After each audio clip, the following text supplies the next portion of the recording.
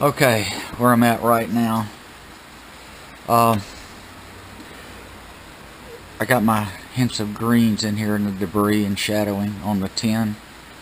I've come back in and I shadowed in a lot of the overhangs, touched into the trees. I've been steady dabbing this to death, looking at it since yesterday.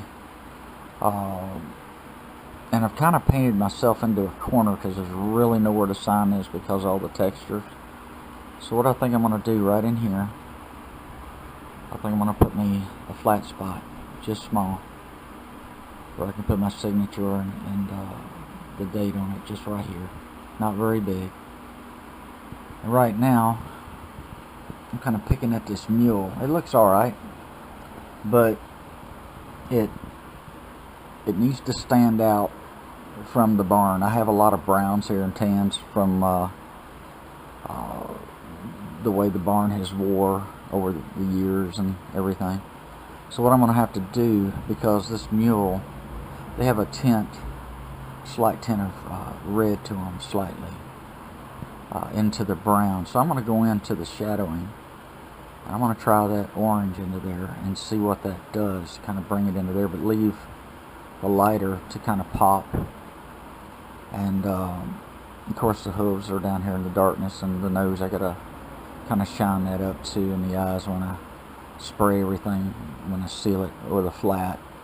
And this tin will, the glare will die off it too when the flat hits it. It'll look natural after that. So you're going to kind of keep that in mind. All the shiny is going to go away, but it'll look like a natural tin after that, like when you see it oxidize after a while. So I'll experiment with this now for a while. Of course I got to get another cup of coffee and look at it for about 30 minutes.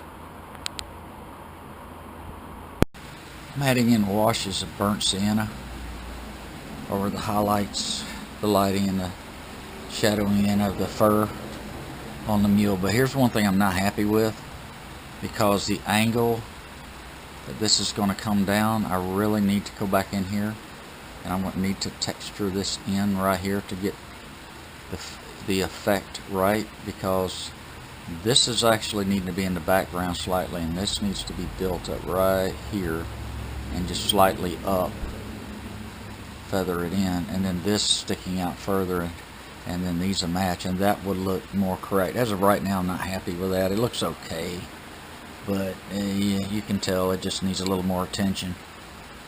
And I think while I'm doing that, I'll go ahead and put my flat spot in there too, do it all at one time, and get that where I can paint that in too when I go back on this mule again. And that's exactly what it is, a mule. He's been pretty difficult. Then I'll flip this thing every direction, check every little detail, because the trouble when you texture is things hide and you won't see them until you turn the picture around. All of a sudden you say, oh, there's a spot, oh, there's a blue showing on an angle up there on that tin, I can't have that. And you'll have to just keep touching it up. That'll go on for a day or so. Well, we're light pretty good this morning. Knocked a lot out of my painting, but clouds are coming in, some heavy rain clouds, so we're back to like yesterday, but it was helpful.